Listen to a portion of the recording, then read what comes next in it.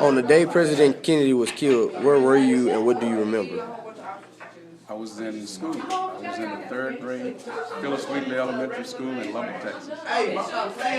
We knew about it. We learned about it by the principal coming on the PA system and announced the president had been shot. And from that time forward, it was just, they left the radio on and they let the radio play for the rest of the day. And I remember it because I had this beautiful teacher. Her name was Miss By D.Hancock.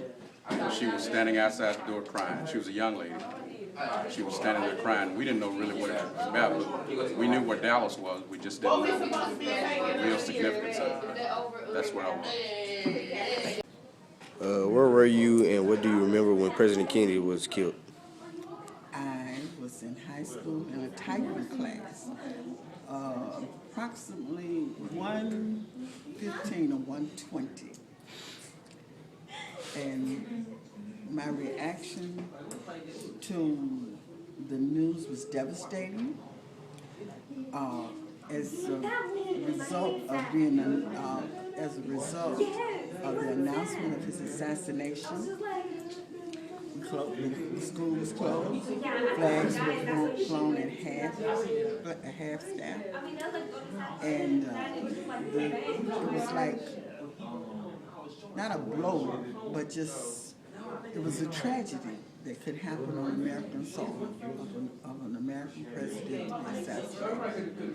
And I was in a rural town in Louisiana, not in Dallas, Texas. And it just had an effect on all of us. We didn't know whether to cry, scream, or holler, run out of the school. But that was a reaction that I will never forget. Thank you. Where were you and what do you remember when the day President Kennedy was killed? I was on my way to class with my lady friend, and we stopped and heard the news, and she began crying, and I just stood there in shock. That's it? You want me to? Okay.